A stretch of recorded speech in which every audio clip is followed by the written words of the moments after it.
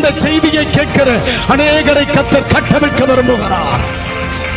உன்னுடைய இருதயத்திற்குள்ளே ஒரு சரியான முடிவெடுத்துக் கொள்ள முடியாதபடி, உன் தனிப்பட்ட வாழ்க்கையில் ஒரு சரியான முடிவெடுத்துக் கொள்ள முடியாதபடி, இனி என்னால் என்ன செய்ய வேண்டும் என்று தெரியாதபடி நிற்கிற சில பிள்ளைகளை குறித்து கர்த்தர் சொல்லுகிறார்.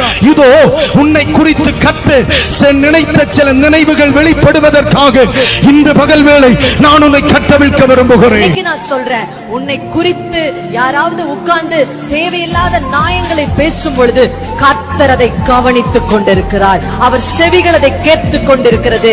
அவங்க என்ன வார்த்தை உபயோகப்படுத்துறாங்களோ அதுக்கு நேர் ஆப்போசிட்டா கர்த்தர் உங்க வாழ்க்கையில் கிரியை செய்வார்.